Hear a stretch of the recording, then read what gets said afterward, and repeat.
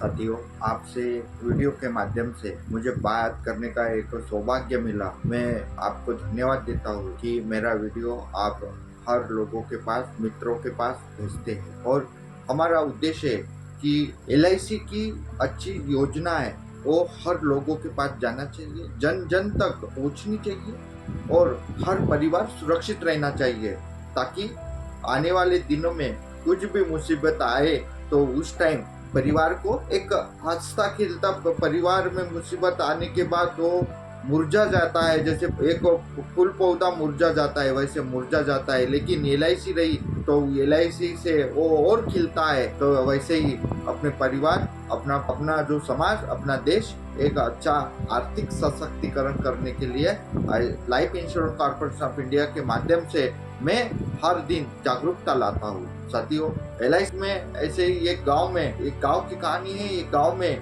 कैसे माँ का सहारा बन गई एलआईसी, यह मैं आपको विस्तार से बताना चाहता हूँ। क्या आप तैयार हैं सुनने के लिए? तो साथियों एक गांव में सुधा देवी नाम की औरत रहती थी। उनका एक अच्छा परिवार था। उसके राजेश कुमार नाम के हस्बैंड थे। एक वो सीधी सादी गृहिणी थी।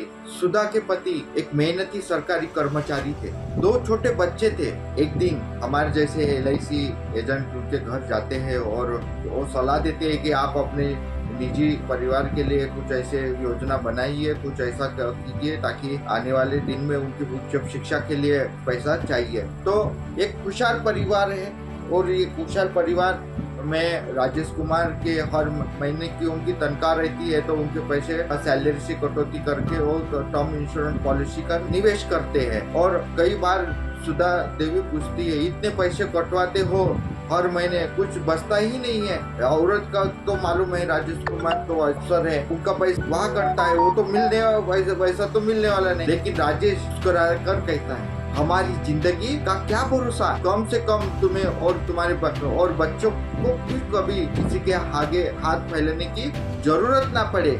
इसलिए ऐसी व्यवस्था आज वर्तमान में की तो भविष्य अच्छा जाए। बाद में दिन गुजरते हैं, कुछ सालों बीत जाते हैं और उनकी अचानक दुनिया टूट जाती है। एक दिन ऐसा आता है, बहुत दर्दनाक दुखनाक ऐसा दिन, एक सड़क के हादसे में और राजेश कुमार की मौत हो जाती है। सुधा देवी के मानो आसमान टूट जाता है। दो बच्चे, छोटे बच्चे की जिम्मेदारी, घर का किराया, स्कूल की फीस, कोई कमाने वाला नहीं है। रिश्तेदारों से कुछ दिन सहारा देती है। रिश्तेदार भी कहाँ तक पैसे देंगे, लेकिन रिश्तेदार उनकी हालत देख के थोड़ा बहुत पैसा दे देते हैं। फिर उम्मीद की किरण उनके घर में जागती है। एलआईसी की वजह से उम्मीद की किरण जागती है, क्योंकि एलआईसी राजेश ने जिस एलआईसी पॉलिसी में पैसे लगाए थे वही काम आ रही। जो एजेंट थी, जो पहले एलआईसी करवाने के लिए राजेश के घर गए थे, सुधा वो आती है और एजेंट सुधा देवी के पास आने के बाद बोलती है, उन्होंने जब सब कागजात मांग लेते हैं, क्लेम की फाइल कर डालते हैं और कुछ दिनों में सुधा देवी को एक 15 लाख रुपए के एक मुश्त रकम मिलती है। एलआईसी ऐसी है कि जिंदगी के साथ भी अपने साथ खड़ी रहती है और उसके बाद भी खड़ी रहती है। वो एक मुश्त पैसा, उनका 15 लाख रुपए का एक ऐसा पैकेज आ जाता है। बच्चों की पढ़ाई के लिए अलग फंड आता है और हर साल निश्चित बोनस की राशि भी मिलती है। तो वो 15 लाख के एक मुश्त राशि से किसी का दिया हुआ है वो सब दे देती है और बच्चों का अलग फंड भी जमा हो जाता है, उसका भी हो जाता है और एक निश्चित राशि हर महीने देने का, एक महीने या उन्होंने जो ऑप्शन लिया रहता है तो साल का उसको जिंदगी भर मिलता है। तो यह जो प्रावधान उन्होंने राजेश ने किया था, तो उस टाइम भी उनको घर से विरोध हुआ था। सुधा ने भी बोला था कि क्या एक हमें मिलता नहीं है कुछ, लेकिन राजेश था अच्छा समझदार था, भविष्य जानता था कि कुछ भी अपने साथ हो सकती है, अनहोनी हो सकती है। तो इसलिए उन्होंने जो प्रावधान किया था, इसके बदौलत उनको एक अच्छा पैसा आ गया था। नया जीवन सुधा देवी का चालू हो जाता है, नई हिम्मत आती है, जज्बा आता है। देवी अपने छोटे स्तर पर टिफिन चालू कर देती है, बच्चों की पढ़ाई दोबारा अच्छे स्कूलों में वो के उनकी पढ़ाई दोबारा और जगह करते हैं, और उनका जो बेटा रहता है उनको भी इंजीनियरिंग के लिए शहर में भेजा जाता है, और सरकारी परीक्षा के में पार्टिसिपेट करने के लिए बढ़ावा मिलता है। आज सुधा देवी कहती है, अगर मेरे पति ने LIC पॉलिसी ना ली होती तो शायद मैं आज सड़क पर होती।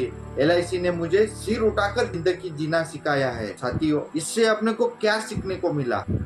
बीमा केवल पैसे नहीं देता, तो वो केवल भरोसा, सम्मान और एक नई शुरुआत देता है। LIC जिंदगी के साथ भी है, जिंदगी के बाद भी है। साथियों, यह वीडियो के माध्यम से मुझे यही बताना है कि हर व्यक्ति के पास पैसा नहीं है, ऐसा नहीं है, पैसा सबके पास है, लेकिन वो कहाँ खर्चा करना है, कहाँ निवेश करना है, और कहाँ पैसा डबल टिबल होने का है, वो सोचिए।